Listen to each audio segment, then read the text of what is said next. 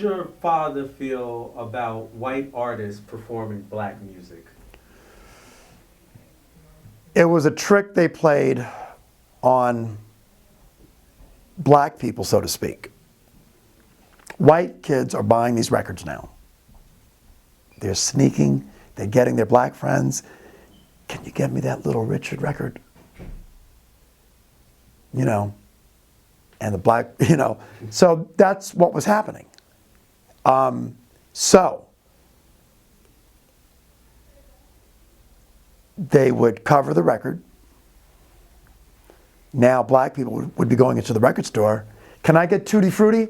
Yep. Pat Boone. You don't find out until you get home.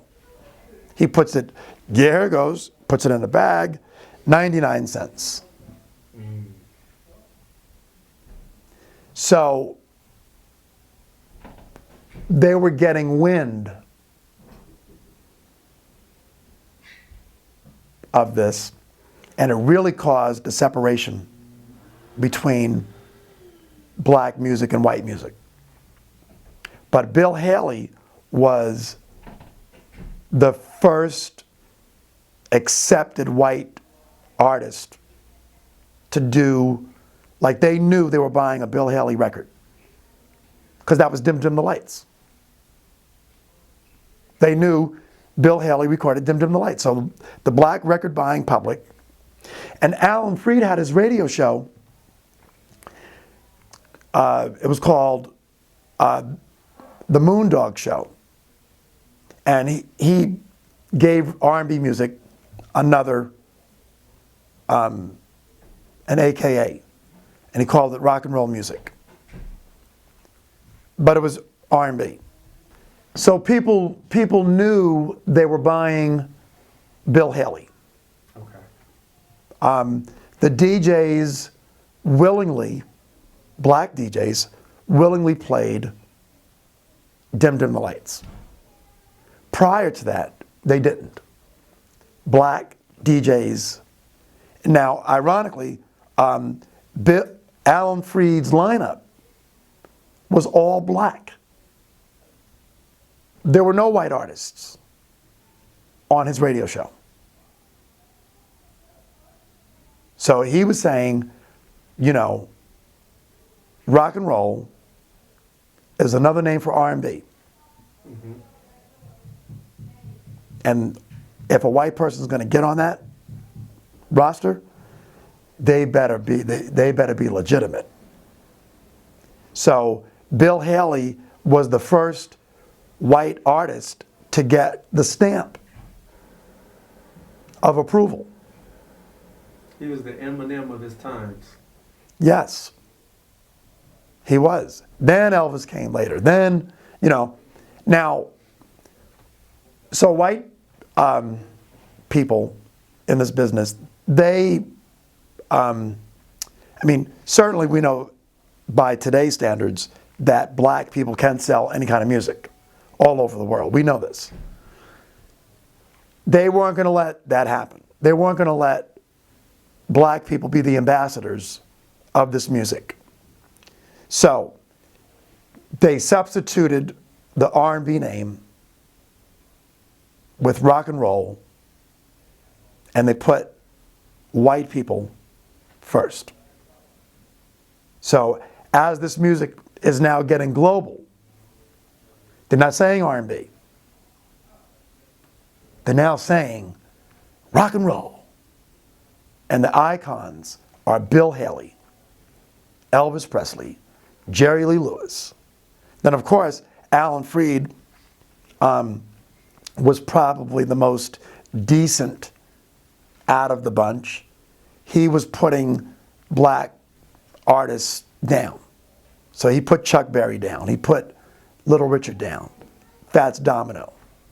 He included them in those early years of rock and roll. Even though Elvis is the king and, you know, Bill Haley, but Alan Freed is including, because that would have been hypocritical. You know, your radio show was nothing but black artists, and you're saying rock and roll. And to underscore my point, in January 1955, Variety put out this article. It was the front page of the January edition of Variety magazine, which was the leading trade magazine at the time. And it said, "Pop music has a new beat. And that beat is R&B, rhythm and blues." See? So it was no mystery back then. But now, let the folks rewrite the history. They're not going to write it that way. They're going to try to tell you it's a hybrid of R&B, country. Yeah. That's how they want to tell you. But no one, the leaders of that era don't say it like that. But you're not going to hear it from them. You're going to hear it from, John Blow, in his 2017, rock and roll book. He's going to tell you, he's going to, and he's using sources that will make it seem like it's this hybrid. Now, of course, with any group, if the music originates with us, if another group of people start doing your music, it's going to have a different sound to it. Mm-hmm. That's natural. It's not going to sound exactly, you're not going to see white people tap dancing the same way black people tap dance. It's not going to be as fluid. So they may alter it in a way,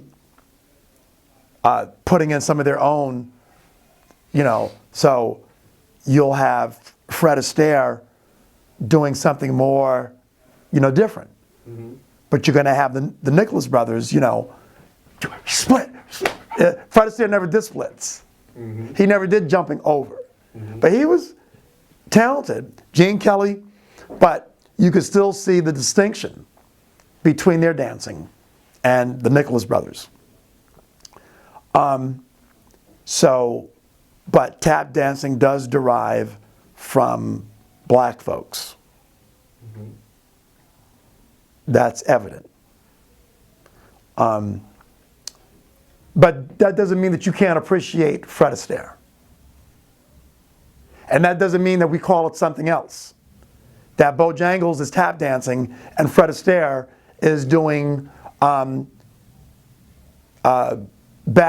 Jackson. Bat Jackson or something. That's Bat Jackson actually. That's a hybrid of tap and ballet with, you still say it's tap. Mm-hmm.